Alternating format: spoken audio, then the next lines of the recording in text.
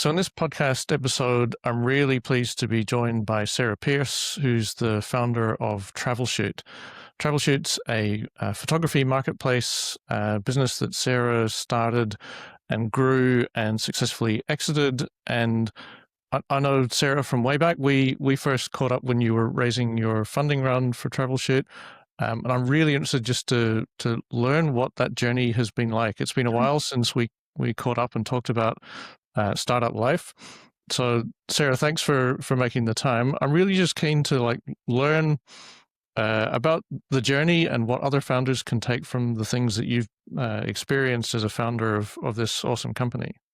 Oh, thank you. I I actually owe you for giving me a bit of a kick for I think when I met you I think it was just a capital thing. I could afford Travelshoot.co and you said no, you need the .com. And I was like, it's too expensive. And you really you really encouraged me to try and find a way. And I found through a contact of a developer, we did a couple of months and managed to finally get the .com at an affordable price. So thank you for that. I don't know, I probably Awesome. would have done that without you. Yeah, no, for sure. I mean, getting the .com these days is harder and harder, Yeah. and it's almost impossible for a lot of companies. But I'm glad you got it. Yeah. The original quote I got for it was about 150 grand through a broker and through a couple of developers that I met at startup events. They managed to get it for me, I think for about 5 grand in the end. So any founders out there, it pays to have some good devs. For sure. And don't spend 150K on a domain. No. Not unless you're way, way down the track, and 150K is a small amount of money. Yes. Yeah. For sure. I wanted to start, Sarah, with just unpacking why you started this company. Because Travelshoot's a marketplace business. You've got, I'll simplify it somewhat, but it's a two-sided market. You've got travelers who go to places and they want to get some really nice photos, and you've got photographers who'll take those really good photos. But starting a marketplace business is actually really hard because you've got this cold start problem where when you start any marketplace, you don't have people on either side of that marketplace, and so it's not really valuable to anyone to join.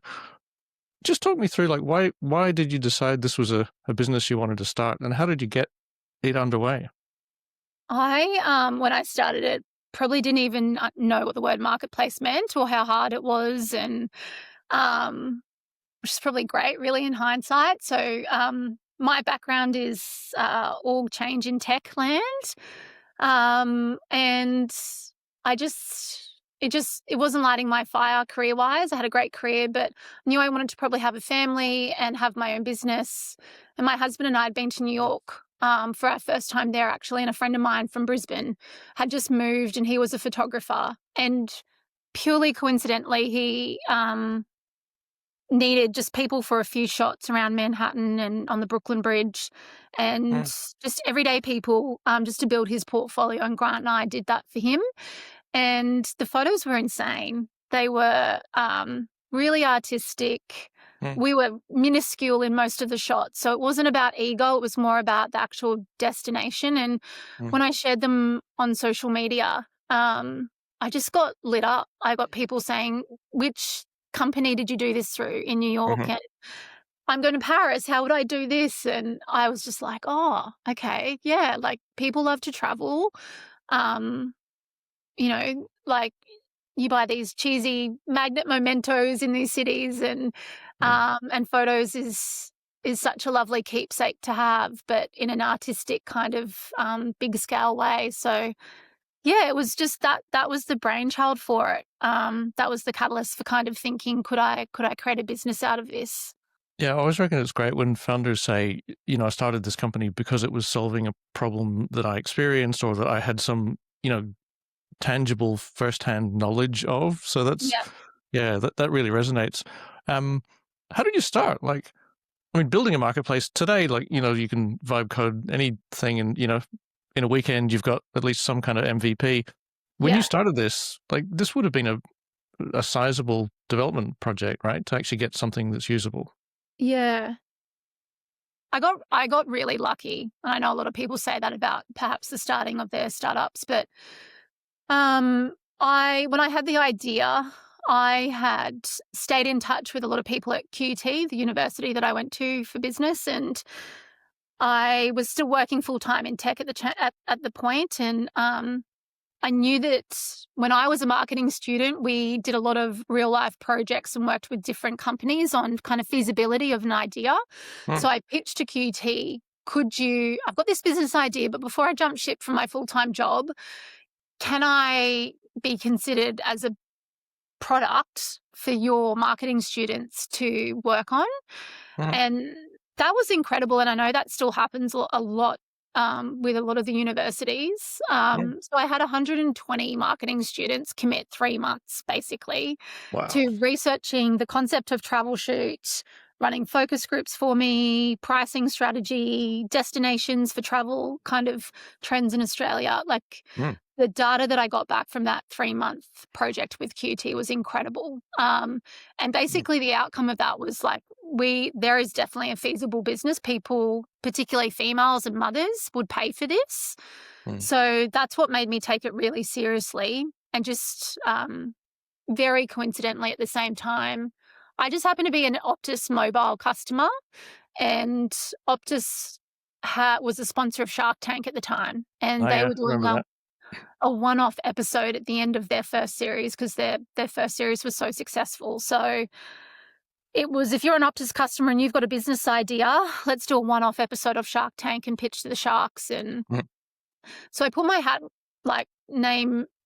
just entered, got selected and got to be part of that. And it went to kind of a polling system, like Australian Idol at the time was the system that they used. And I was just so lucky. I hustled pretty hard in contacts that I had and managed to win the vote and win that comp. And it just brought a lot of media at the time. So I had a really I remember that at the time. It went really well.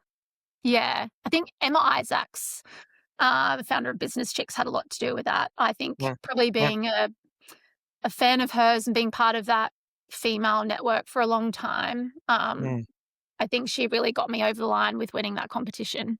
Yeah, right. Yeah. That's really interesting. You know what, though? You say, you had some good luck and whatever. I've seen this so many times that founders who've had some success will often say, oh, got a bit lucky or whatever, but you make your luck.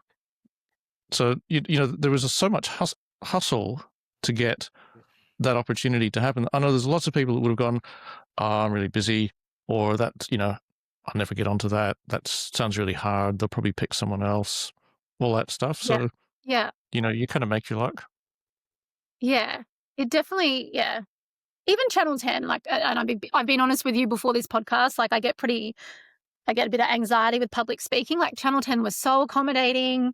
I don't know, just the whole thing felt very right. I had lots of lovely people supporting the concept.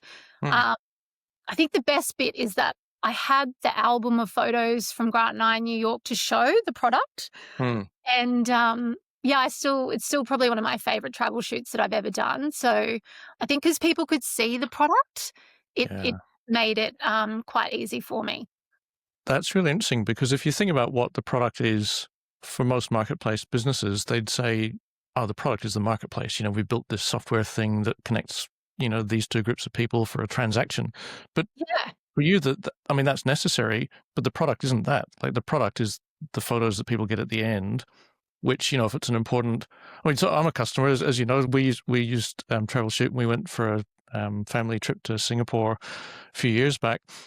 And, they talk about for startups, there should be a magic moment or some kind of, revelation that the customer or the user has where they go, oh, this is why this is really good. You can't get that with a lot of products easily, but with photos, particularly when it's something that's, meaningful trip, you can. And that was for me, that was a really interesting experience to kind of have that as a user of the product, and to kind of go, these are really good.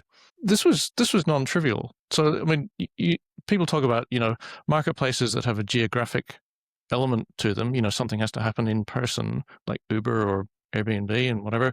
They talk about hyper local activation. Like you have to go to a city and say, right, we're going to activate our thing in this place. How do you do that? Because like photography requires not just somebody with a camera. They've got to be a good photographer. They've got to be good with people. They've got to show up on time. How did you make all of that happen? Well, like for the first year, it was, I don't want to say fake it till I make it, because I kind of always knew that I was the customer. Like I knew what modern, not documentary style photography, but kind of candid photography. I didn't want the cheesy white shirts with the jeans and the joggers and staged run sheet photography. I knew what I wanted, and I knew I was the customer, right? I had just got married. I had been on a honeymoon. So in that first year, I did all the hiring of photographers, particularly when we landed some big travel partner contracts. It was still me at that point. I hadn't got investment. So it was me hustling, reaching out to photographers, doing my own research, looking at their portfolio. I think because we were one of the first to market with being hey, we want to use you as a photographer for travelers. So we're not going to ruin your weekend. We're going to give you work Monday to Friday. It's going to be really easy. We're going to have tech that will manage most of the process for you. You just need to go on point and shoot. And for creatives, that really hit their sweet spot. That's what they love doing. They don't like doing the admin and the financials and the lead generation. So it actually was quite easy to recruit photographers in that first year. And then when we started to get a bit of speed and momentum, one of my first hires was a professional photographer in Melbourne, Claire. And she made it a whole kind of new level. We had policies and style guides. And but one of the things that we did all along, which a lot of people probably told me wasn't scalable, but it guaranteed us quality, was if a photographer wanted to join our network, they had to do a free shoot for us. We had to do a test shoot. So, because a lot of creatives are incredible at the content and the imagery, but their customer service and their engagement style with people sometimes wasn't what we wanted. So we probably ruled out about 10% at that stage when they did a free shoot for us. And that's probably pretty important, I guess, because the 10% could be those 10% of customers that get the not so good photographer could be pretty vocal. Absolutely. And we had some horror stories in that 10%. We had photographers that didn't talk, that took shocking photos. Their portfolios didn't match up with what they produced, or awkward with kids. Yeah. So I don't know. I was really passionate about using that process to qualify who was allowed on the network. Yeah, that seems really important. I remember when my wife and I got married, we went and talked to a couple of different wedding photographers to see, which would be the right one for us. We went to see this one guy, and he's very well known, so he's highly recommended. And we went to see him, and he said, "You know what? I don't even need to know your name, because on the day you're just bride A or bride B as far as I'm concerned. I do so many weddings that, and we just went, thanks, but no thanks." So bad. So bad. Yeah. There's a real art. There's a real art to photographers. And we only work with people that had their own established business, which I think says a lot. Like a lot of the hobby photographers, the really entry market level photographers are probably where you're going to get people like that can't engage. They have no client service. Delays with editing and providing you your images. So we only worked with photographers that had their own established business, so they realized kind of the customer expectations we were working with. Makes sense. It's funny though, there's a lot of things that make sense that people don't do, so it's good to actually talk about it. Back to the kind of early growth stuff, I'm still really curious to understand how you went from this idea that, hey, we can line up photographers in different places and we can make all this happen. How did you go from that to, we now have a functioning marketplace that allows us to automate a lot of this and to, upload and download photos so that, customers can get them when they finish the shoot. Yeah. How did all of that happen? Because that's non-trivial. Yeah. And do you know, I think, like, there's a lot of things that I regret in my startup journey, but probably one of the things that I pat myself on the back for is developing the tech that we did. I remember I was looking at joining an accelerator in Brisbane at the time, and they had said to me if I joined, they wouldn't encourage me developing any tech to support the process because it's just too early days. And that was the reason I pulled out of the accelerator. And I'm so glad I did. I probably maybe underestimated maybe my, even though I was a org change consultant, my life before Travelshoot was working with tech people and working on workflows and scoping out, like, this is what life looks like now when we bring this solution in, what's it going to look like? So I didn't realize in a way that that's almost conceptual wireframing for an application.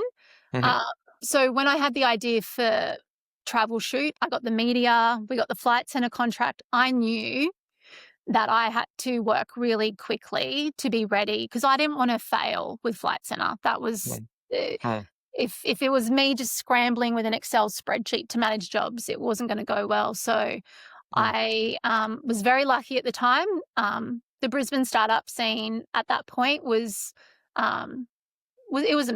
I won about $30,000 in prizes from joining different competitions. That afforded me a developer for 3 months. And before I got him on board, at an event, I had connected with Vicky Potts, who Sydney-based CFO of Vieta, and I just asked her and said, "Can I pay you to come to Brisbane for 2 days and sit in I'm going to hire a boardroom, and can you check this workflow that I have for my customer journey in the e-com world and also the payments experience, because I don't know anything about global payment structure, refunds, policies, and that will be the wireframe that I give my tech." And I'm so glad I did that. It cost me a bit of money at the time, and we nutted it out. And then when Andrew, my tech, jumped ship to join me, he was my first hire.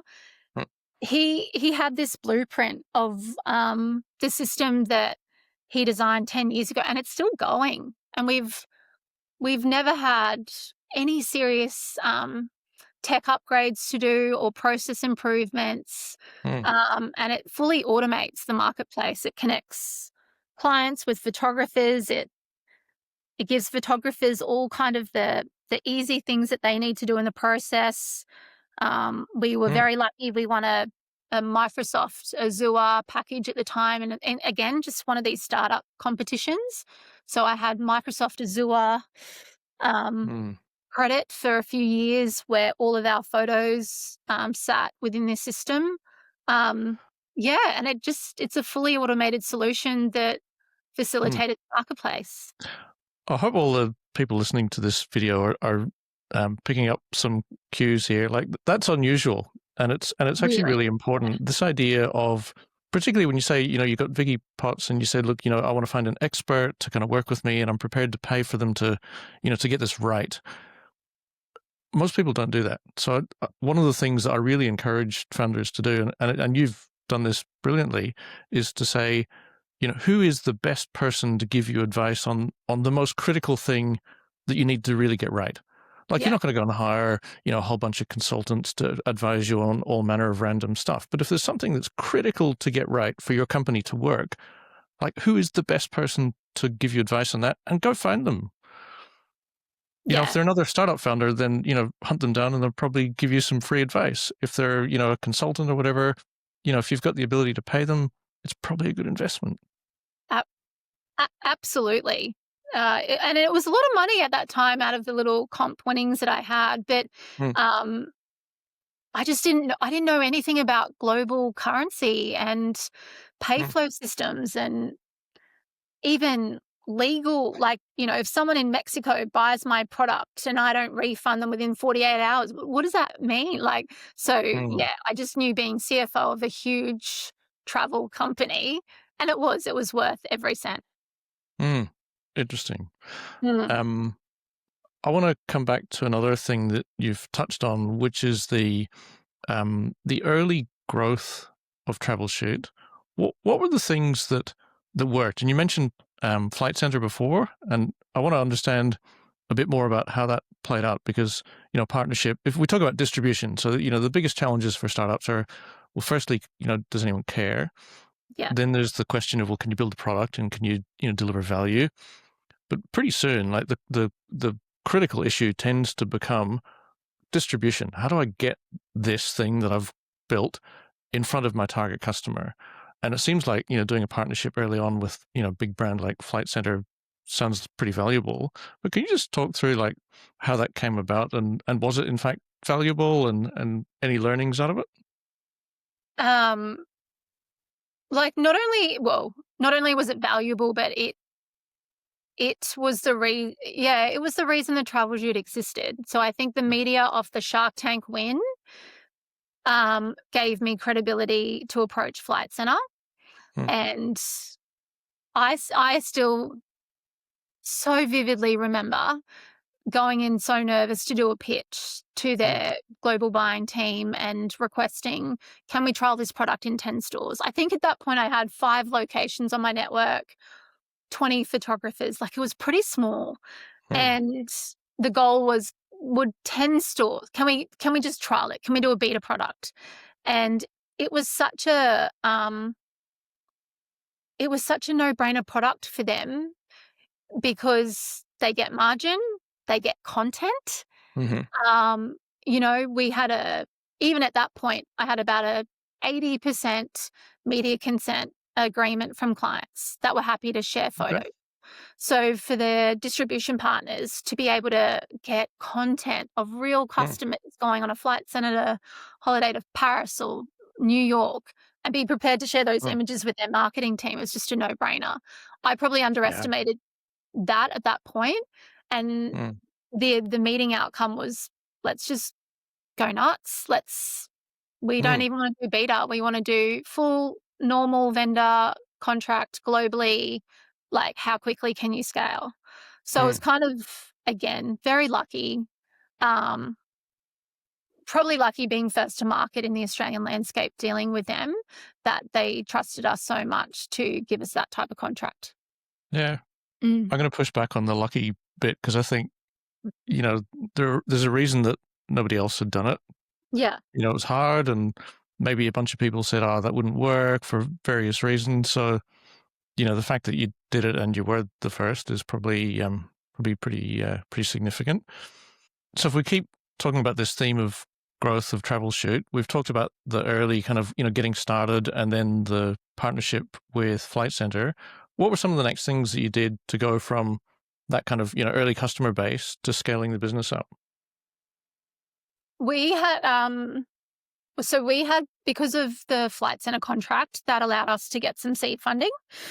So we raised 350,000. We were in Brisbane at the time. We took it through the BDF process. So we got our money matched. So we had 700,000.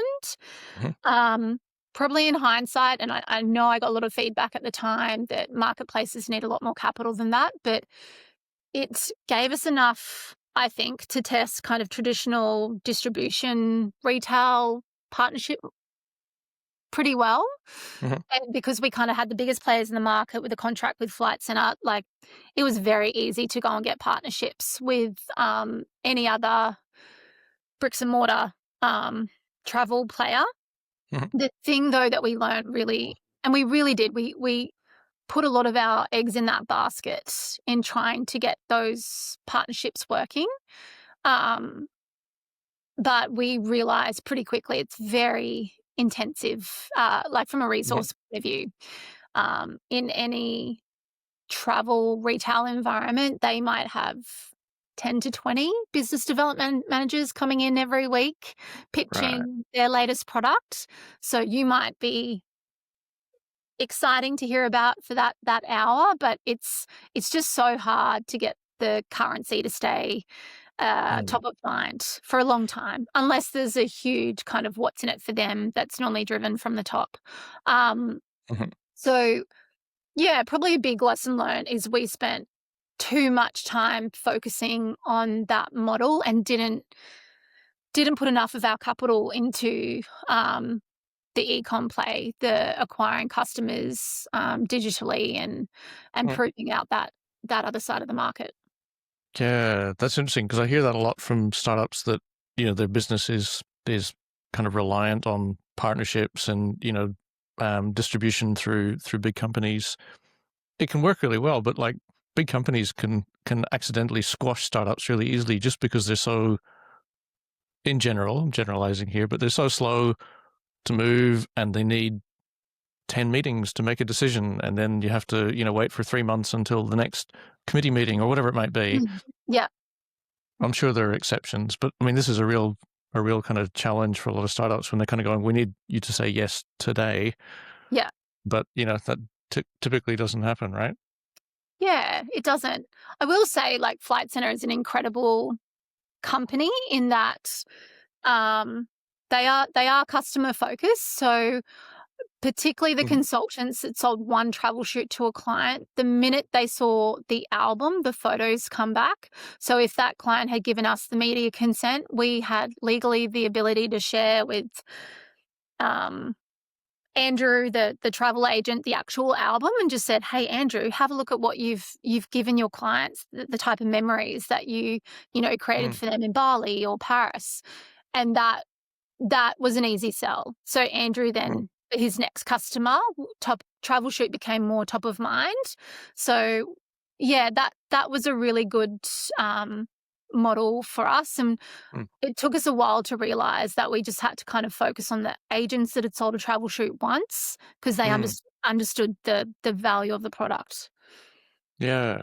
Yeah. That's really cool. I mean, being able to show people the product and for them immediately to see the value, like that's awesome because a lot of companies, it's a bit more difficult than that. If it's some kind of B2B SaaS thing or whatever, the value is more, it's more kind of esoteric. Hey, we can save you X $1,000 in, labor costs or whatever it might be. Like it's much less tangible than here is the product, have a look at it, and they go, wow, it's really good. Yeah.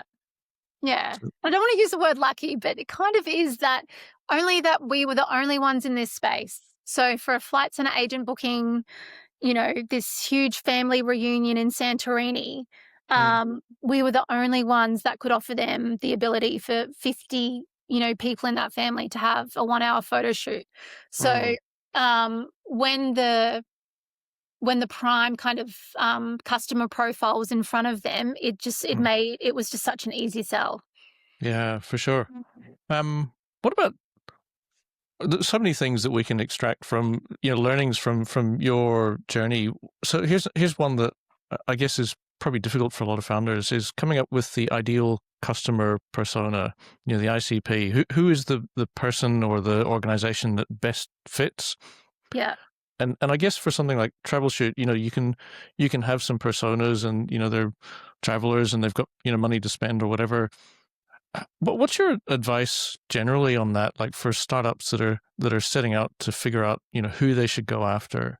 Because I see a lot of startups where they just go way too wide. They say, hey, we want people. Yeah.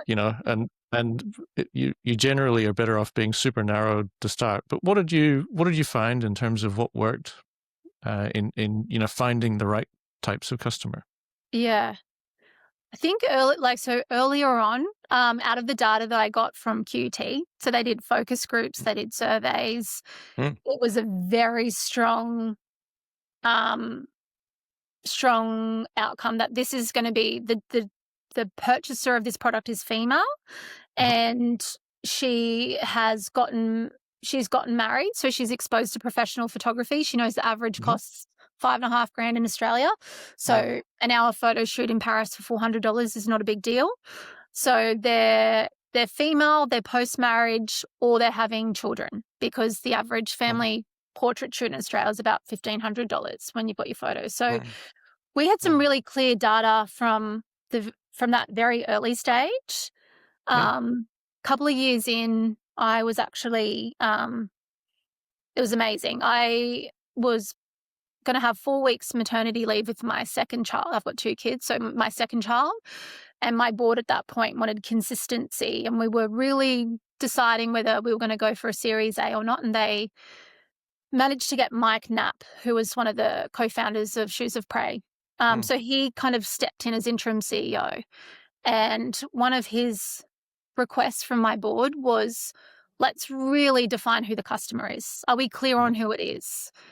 And they sifted through all of our jobs, all of our reasons, that because we would always ask when people were getting a photo shoot, what's your reason? Who's in the shoot? What photos are important to you? So we had some really good intel on why they were doing it. And it was just really clear it was the same. It was females, kind of honeymoons, girls' trips, special occasions, and mums. Yeah, so again, I don't know if we were not lucky, but if our product lent itself to having those insights to be able to see pretty clearly who the customer was. Yeah, that's really helpful. I see a lot of startups that have they do a good job of defining who they'd like as a customer, but they haven't done the validation piece to say, is this also the customer that's going to pay the money and that's going to make this happen? Because as you say, this is something where there'd be almost by definition there are multiple stakeholders involved. You've got a family or maybe multiple families traveling, and you need kind of a decision maker to say, well, I'm putting in the credit card details and signing up for this. So interesting. And it's hard because the concept of booking a photo shoot for your next holiday, it didn't exist, right, before we did it. So that was hard, but we knew that the person that books a photographer for their wedding, for their engagement photos, for the annual family portrait was typically it was female or kind of, that primary care in that relationship. So we had a bit of a head start with that. Yeah. This podcast, as you know, is part of our Female Founders program, which is supported by the Queensland Government. And part of the whole reason for this suite of Female Founders programs is to say, there are some actual obstacles that make it more difficult for female-led startups to succeed. I'm interested in your thoughts on that. Is that a true statement as far as you're concerned? Did you encounter any challenges that your male counterparts didn't experience or don't experience, and any kind of learnings that you'd pass on to other female founders? Oh, I had a lot. Yes. My experience is that I think there's pros and cons. The pro for me, and I don't know if it was because I was pregnant at the time when I did our first investment round, and that was a really good media catch. So I seemed to get media opportunity way more easier than my male founder friends. And probably my best friend through this whole journey was a male founder, and his experience, he really struggled to get PR. Whereas I, being the female founder, pregnant, it ticked a lot of boxes. So I think getting PR opportunities, speaking opportunities, that came really easily. But then operationally, like actually living it, having babies, being pregnant, like I found it grueling. Yeah. Is that because of the expectations in terms of kind of your time and energy through, becoming a mother and all that stuff, or was it? What were the drivers? Look, I had a really unfortunate situation. I think I kind of got. I literally I had a high-risk pregnancy with my first, was still in the depth of a data room and trying to get through that due diligence period in the hospital. Like, I think a lot of people think, oh, you get an investment deal and that's it. It's not. It took us 6 months to get investors, and then our investors were highly educated. So we went into a very intense data room analysis that took us about nearly 4 months. And that's just after I'd had my first child. So that was pretty intense. Yeah, then you live those expectations. Every founder's different, right? I really I didn't like I really felt the responsibility of that money. So maybe it just weighed on me more heavily. Yeah. Um, I yeah, remember actually because at the time I was on the other side of the table on the investor side, and I remember you coming to pitch when you were raising that funding round. And the thing I actually remember most is, I mean, you're obviously pregnant. Like you came into the meeting, and everyone kind of went, "Oh, okay." And the first thing that you talked about was the plans that you'd put in place for how the company was going to be run while you were on maternity leave, and how you're yeah. going to kind of step back in, phased, and all this kind of stuff. And it was actually really interesting to see how everyone around the table went, "Oh, okay." Hmm. And it was actually a classic example of addressing the elephant in the room up front, so that Yeah, everyone can kind of go, "Oh, right, we've talked about the elephant in the room. Good, let's move on." yeah. Yeah, I didn't want to do an investment round pregnant, but it was, again, Emma Isaacs, actually, her advice to me was, show your cards. Like, Mm, you're gonna find out who's family friendly and who really believes in your product. If mm, you're choosing to do this at your stage, and you can't pick your timing. You've got momentum with your product. You're first to yep, market. Like, do you want to lose that? And I really didn't want to be fair, I bootstrapped. I didn't want to take investment. I had a mm, late night call one night. Someone connected with me with Sam Friend, the mhm, COO of What If Group at that point. And mhm, he was so great. He just said, mm, this is the type of concept. Marketplace need capital, and this is the type of concept that, if you wake up tomorrow and someone's raised 5 mil and beats you to it just because of cash, how are you going to feel? So yep, that was just kind of like the kick up the rear end yep, to go, okay, like I need to leverage this momentum and need to do a capital round. mm, But yeah, my pitch in that first with my first child, it worked perfectly. Everything you mm, saw in that pitch deck, I did. It mm, was great. I had a great time. I didn't care that I was doing due diligence, data room work in the hospital. Like, um, yeah, but then my second child, like 18 months later, which was not planned, but because I had struggled with fertility, I couldn't be not grateful that I managed to get pregnant again. mhm, But my mum sadly got diagnosed with terminal sickness. We were told she had kind of 3 months to live, a few weeks before he was born. So it was just horrendous. It was, yeah, a 2-year-old newborn, mm, mum in palliative care, managing board meetings and stakeholder expectations, and mm, yeah, lots of lessons learned, I think, in that period, because you can't, if you're in a corporate safe 9 to 5 and mm, you get sick or someone close to you gets really sick, there's grievance leave there, there's yeah, mental health plans, there's counseling. But in startup land, it's like, said to someone, it's yeah, almost like when you go into like a natural birth delivery and you've missed the epidural, like you mm, have no choice. Like you're in it. You have to just mm, keep yep, delivering. Yeah.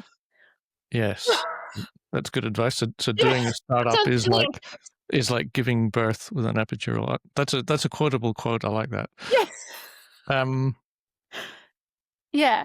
And funny enough, like at the time, I knew it was hard, mm, but I mm, didn't think it was excruciating. It was just, and founders will know that. Like you don't have the right to say just turn off.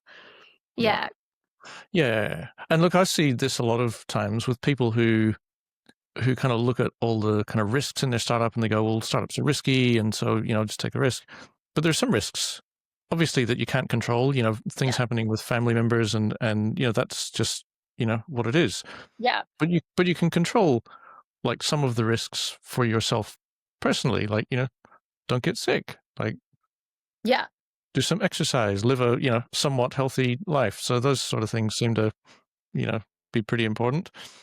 Yeah. Um, And I know that like a lot of your founders are like that watch this are female, and I think I got questioned by a lot of like my personal friends at the time. Like, I think one of my successes in managing a startup with having kids early, it sounds really bad, but I saw my friends doing the childcare thing with babies really early and just mm, being wiped out with sickness for that first 6 to 12 months. So I knew I just can't get sick. I can't have days off if I'm Mm, accountable to a board and scaling mm, this. So, mm, we opted for a private babysitter or a nanny. That worked really well. I didn't mhm, have hardly any time off in that first kind of year with either of my kids. mm, At one point, I got a partnership with an international, like a company, an aviation company in the UK that could have really been a bit of a game changer for the business.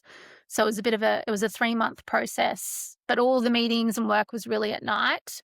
So at that point, we got an au pair because mm, my husband did FIFO. So it was just during the week, it was really on me. So we got an au pair for, I don't know, like $250 a week for 30 hours, and that allowed me to work at night. mm. I don't know, there's these practical childcare solutions that I think exist that maybe a lot of people don't know about or don't know how affordable it is compared to childcare options in Australia that Yeah, interesting. really do give founders flexibility in those early days.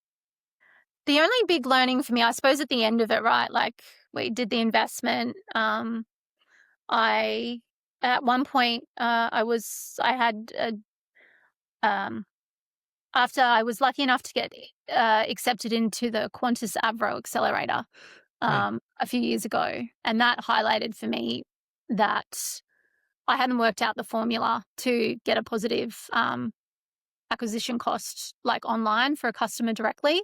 So mm, I just kind of knew that without that, I didn't want to do a Series A. I didn't want to take people's money and not know how I was going to deliver them a return. So after the experience with Qantas, I was very clear that I wanted to sell the business. I wanted it to be in the hands of a travel company and be part of their customer process. mhm, Um, yeah, so when COVID hit, and and so many of my travel founders, unfortunately, they were just you just gave up, right? It was just such a sure. heartbreaking Mm, time. I had enough capital after refunds to keep the lights on, and that's when I just changed the direction to going to an acquisition. mm, Yeah. mhm. Do you want to talk about that? I don't know how much you can say about the acquisition, but obviously it'd be good to like extract any kind of general um, learnings about kind of building that relationship so that an acquisition is something that can happen in the future. Yeah. I think probably a really core lesson that maybe would have changed the trajectory of actually even going ahead with it is kind of like the Vicky Potts, like working out the tech. Mm, Someone had recommended Michelle Cox, who was a Sydney based, she used to be the MD of SDA Travel, and just a real straight shooter, but really empathetic with female founders. And I don't know, I don't shy away from asking people for a coffee or buying them lunch or just mm, trying my luck and mm, jumping on a plane and meeting them if they've got 45 minutes free on a Tuesday. Like, so she was so lovely in giving me that time. Um, and the context of that meeting was I, not struggling, but I want to sell my business, but is it even sellable? Like in yeah. the age of COVID in travel where everyone's going under, what do you think? Like, Mm, I'm just going to be transparent and show you my books. I'm going to show you the product. Do you think I've got something worth it? So it was almost like this qualification of an acquisition appointment. mm, mm, And that was really beneficial. It went for about 3 hours where she looked at everything, gave me advice, mhm, and that gave me the confidence to kind of put together a deck and commit. It was probably about a 6-month process to mhm, speak to. I just went out to everyone in my network, got them to put it out to everyone in their network, because yeah, I didn't want to give up. I thought I don't know. I didn't know at that point how long COVID was going to go on for and how long it would take for travel to get back on its feet. But I just knew mm, that the last 8 years hadn't been for nothing. yeah.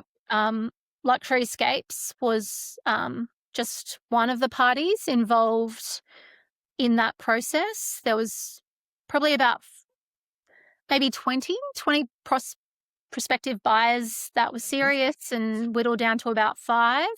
Mm, And Luxury Escapes was the only OTA, like the online travel player at the end. Um, yeah, but it's again, so I suppose for your founders out there, um, Yeah, it was a full-on process, just like an investment round with constant meetings and Mm. yeah. Really interesting, because again, if I look at what a lot of people do and compare it with what you did, there's a big difference in that you've treated this as it's a sales funnel process, and you've done it systematically, and it sounds like you've managed to put enough things in the top of the funnel that there's actually a meaningful chance that multiple of them will get all the way down to the pointy end of the funnel. And again, if you look at what a lot of people do, they kind of go, I reckon such and such a company might acquire us. And the same when they're raising funding, they say, oh, I'll go talk to one or two or three investors. And unless you're really lucky, that doesn't work, because you've got to put more things in the top of the funnel.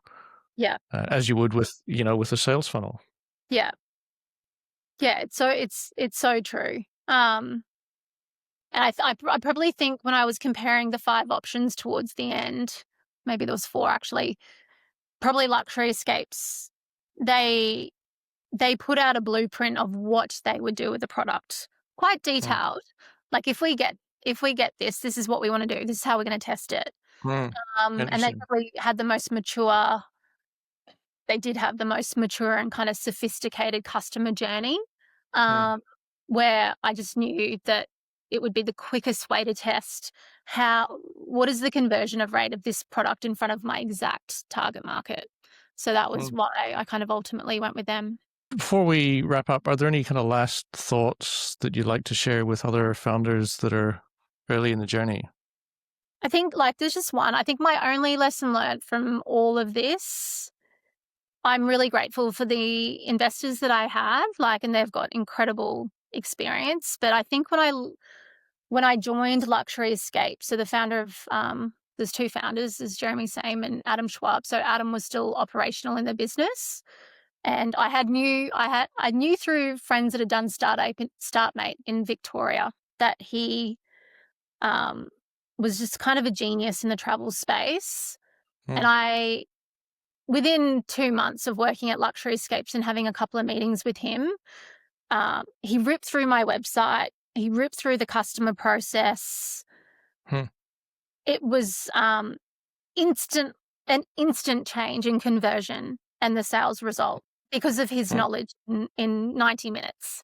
So I think my biggest lesson learned, and now even when I meet with other founders that, I have coffees with, I just say to them, you can't underestimate the value of having someone in your industry that's gone there and actually done it in your team. Money is great, but if you don't have expertise in this area, I didn't have any specialty in travel. I'd never scaled a global e-com site. Yeah, it was the few sessions with Adam, was if I had that 6 years ago, if he or someone like him was one of my investors, it's incredible to think about how much time wouldn't have been wasted. Interesting. That's really useful. So back to that same theme of find the very best people that can give you the best input when you need it.